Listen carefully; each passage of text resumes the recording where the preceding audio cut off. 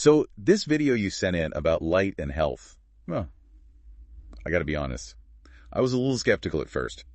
A brain surgeon talking about obesity and sunlight. I mean, that's not exactly a typical combination, right? Right, it definitely caught my eye, too. I mean, you don't often see those two topics together. But then I started watching, and I don't know, he makes some pretty interesting points. He does. I was hooked right from the beginning, the way he talks about how we misunderstand vision. Like, we think of our eyes as just cameras, but he's saying they're way more than that. Yeah, like almost energy processors. Exactly. He's saying they're deeply connected to, like, everything. Hormones, metabolism, even our brains. Okay, that's a pretty big claim right there.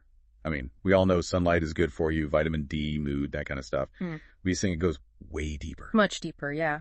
He even talks about how different types of light, especially infrared and ultraviolet, can actually change how water molecules work in our bodies. Whoa, hold on. Light affecting water. I'm trying to picture that. And my glass of water doesn't usually do much when I leave it in the sun. Haha. Yeah, it's not like it's going to start boiling or anything. It's more about, like, subtle changes. You know how water molecules are like tiny magnets with positive and negative ends? Yeah, vaguely. Well, light can mess with that, like how they vibrate and interact with each other. He's suggesting that impacts everything from our cells to, get this, how we store energy. Okay, so we're talking about more than just getting tan, right? This is getting pretty complex. But what about the obesity claim? That's what really got my attention. Like, how does light tie into that? He connected to this whole idea of balance, like our bodies are meant to function with a specific amount of light, and when that gets messed up, things can go wrong. Messed up how, though? Well, he uses this example of the pituitary gland, you know, that little gland in the brain. He says it can actually get bigger in people who are blind, and then he connects that to a bigger idea, how things in the universe expand when they lose energy. So, like, maybe our bodies, when they're not getting the right kind of light, hold on to more fat. Whoa, that's a pretty wild idea. So it's not just about calories in, calories out. It's about light, too. That's what he's arguing. He thinks that not getting enough light could be a big part of why people gain weight. He talks a lot about the importance of morning sunlight, especially sunrise. Sunrise, huh? Is that really that different from, like, midday sun? According to him, yeah. He's really specific about the mix of light wavelengths at sunrise and how there's not much UV light then. He says that combo is crucial for, like, jumpstarting our hormone production. It's like our bodies are designed to sync up with the day, and sunrise is like hitting the reset button. Okay, so morning light matters. Got it. But there was also something about DHA, right? And that's supposed to be good for your brain, but how does that fit into all this? That's where things get really interesting. He explains that DHA, which is an omega-3 fatty acid, isn't just in our brains, it's also like super concentrated in our eyes, in the retina. Really? Our eyes need DHA. Why? So he says that the clock in our eyes, the thing that keeps our body's natural rhythms in check, it needs to run really fast, even faster than the rest of our body. And that takes tons of energy. And DHA seems to be crucial for that. He uses this analogy of a GPS system needing a really accurate clock to work. Oh, that's a good way to put it. So DHA is like fuel for our eyes clock. Exactly. And that goes back to his whole point about light and energy being so important. He's basically saying that without the right light, our bodies might not even be able to use DHA properly. And that could mess up our metabolism, maybe even contribute to weight gain. Okay, I'm starting to see the connections here. But if light is so crucial, then what about all the stuff we hear about blue light and UV light being bad for us? Yeah, that's where things get a little controversial. But he doesn't shy away from it, you know? He actually has some pretty interesting arguments. Let's start with blue light. Okay, blue light. It seems like everyone's always saying to avoid it, especially at night. Is he saying that's all wrong? Well, not exactly. He does say that too much artificial blue light, like from screens at night, can mess with our sleep and hormones. But, and here's the thing, he also says that blue light is a natural part of, sunlight. And during the day, it actually helps regulate our body clock. So it's not really blue light itself that's bad. It's more about the timing and where it's coming from. Like getting it from our phones at night is bad, but from the sun during the day, it's okay. Exactly. It's more about how our modern lifestyle has us surrounded by artificial light all the time, even when it's dark outside. And that messes with our natural sleep-wake cycle. Makes sense. But then he talks about UV light, which we're always told is super dangerous. Is he saying we should all just go sunbathe all day? He's definitely not saying to ditch sunscreen or anything like that. But he does question this idea that all UV light is bad. He specifically talks about UVA light, which he says is important for regulating hormones like vitamin D. Oh, I noticed he kept saying UVA. Is that different from, Like the UV rays that we wear sunscreen to protect ourselves from? Yeah, there are actually different types of UV radiation: UVA, UVB, and UVC. UVC is the worst one, but luckily most of it gets blocked by the atmosphere. UVB is one that causes sunburns and can lead to skin cancer, so yeah, we definitely need to protect ourselves from that. But UVA, while it can age our skin, might also have some benefits. Okay, so we're talking specifically about UVA, but how does he explain those potential benefits, like with hormones? Well, he gets a bit scientific here, but basically he says that UVA light can penetrate deeper into our skin and trigger the production of something called nitric oxide. And that helps regulate blood pressure and has other good effects throughout the body. So he's saying moderate UVA exposure might actually be good for our hearts. Wow, that's a completely different take on UV light than what I'm used to hearing.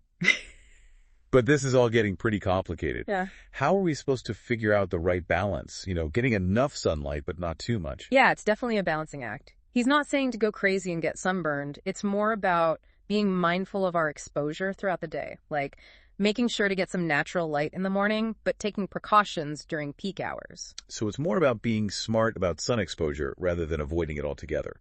Kind of goes back to that balance thing, right? Exactly. He's saying that our bodies are meant to be in a natural environment with different levels of light throughout the day. And when we mess with that balance, like with artificial light and screens, it can cause problems. Okay, I'm starting to see the bigger picture. But there's one thing that's still bugging me. He mentioned something called the Schumann resonance a few times. What is that exactly, and why does he think it's important? Oh yeah, the Schumann resonance. It's basically about the Earth's electromagnetic field. Like, there are these natural frequencies that exist between the Earth's surface and the ionosphere. You can think of it like a background hum of energy that's always there. Huh, interesting. But how does that affect us? Well, some research suggests that those frequencies might influence our brainwaves, especially the ones associated with relaxation and focus. So he's saying they might have a calming effect on us. But then he said that modern technology is messing with those frequencies. How's that even possible? He's talking about all the artificial electromagnetic fields, or EMFs, from stuff like cell phones, Wi-Fi, power lines. He thinks all those EMFs can interfere with the natural Schumann resonance, and that might mess with our body's rhythms and even our cells. So it's not just about the light we see, it's about all these invisible electromagnetic fields around us too. That's kind of freaky. It is something to think about. He's not saying we need to throw away all our technology and live off the grid, but it might be good to be aware of how much we're exposed to. Like, what are some things we can do to, manage that exposure? He has some pretty simple suggestions, like keeping your phone out of the bedroom at night, using a wired internet connection instead of Wi-Fi when you can, and just being aware of how close you are to things like appliances and power lines. Okay, so it's not just about light, it's about our whole electromagnetic environment. This is a lot to take in, honestly. It is a lot. But the main takeaway, I think, is that it's all about aligning ourselves with those natural rhythms and finding that balance in our exposure to light and EMFs. It's about understanding how all of that affects our bodies so we can make better choices for our health. Yeah, it really makes you think about light in a whole new way. I feel like we've covered so much already. But he also talked about some specific things we can do to improve our light exposure, right? He did. He actually gets into some pretty practical tips for, getting the right amount of light and minimizing the bad stuff. We can definitely dive into that next. Okay, so let's get to the good stuff. Like, if we're on board with this whole light is energy thing, what can we actually do to, improve our light situation? Well, he does give some pretty specific advice, and it's surprisingly simple. First and foremost, he's all about getting morning sunlight, ideally within an hour of waking up. Yeah, he really emphasized that sunrise thing. What's so special about that time, anyway? He says it's the angle of the sun. It creates a special mix of wavelengths that's perfect for, setting our body clock and boosting those hormones. Even 15-20 minutes can make a difference. So even if I can't, do a sunrise yoga routine every morning, just stepping outside for a bit could help. Exactly. He says even on cloudy days, you're still getting some of those benefits. And if you really can't get natural light, there are those light therapy lamps that can mimic sunrise. Okay, morning light, check. What else?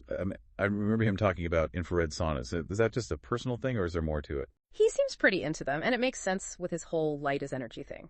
He explains that infrared light goes deeper into our bodies than other types, and he thinks it helps with, cell function and getting rid of toxins. Interesting.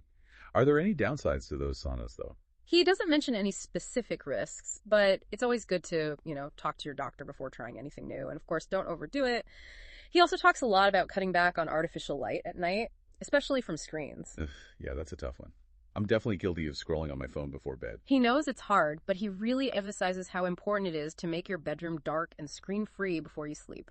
That way, your body can produce melatonin naturally. So, blue light blocking glasses, blackout curtains, that kind of stuff. Exactly. He also suggests using warmer light bulbs in the evening and dimming the lights as it gets closer to bedtime. It's all about creating a relaxing vibe and being consistent. Like, our bodies love routine, so a regular sleep schedule is key. Okay, I can try that. What about all the EMF stuff we talked about? Any tips for dealing with that? Yeah, he gives some practical advice for that too. Like, keep your phone away from you, especially at night. Use a wired internet connection instead of Wi-Fi if you can. And just pay attention to how close you are to things like appliances and power lines. So it's really a whole environment thing. Huh. Mm-hmm. Not just light, but all the electromagnetic stuff around us. Yeah, it all ties together. But the main message, I think, is that it's about getting back in sync with those natural rhythms and finding a balance in how much light and EMFs we're exposed to. It's been a wild ride, honestly. I never thought I'd learn so much about light. Right. It definitely makes you think differently. And like with anything new, it's good to be a little skeptical, do your own research. Absolutely. But I think there's a lot of truth to what he's saying about respecting those natural rhythms and, being mindful of our relationship with light. I agree. It's given us all some food for thought and some practical things to try. So to everyone listening, if this whole light thing has piqued your interest, dive in, do some research, see what works for you. And always talk to your doctor before making any big changes, of course. But at the end of the day, it's about taking control of your own health. Well said. And remember, even small changes can make a difference. So start with something simple, like getting a bit of morning sun, and see how you feel. Great advice. Sometimes the simplest things are the most powerful. And with that, I think we've reached the end of our deep dive. We hope you enjoyed it and learned something new along the way. Thanks for listening, everyone, and keep exploring.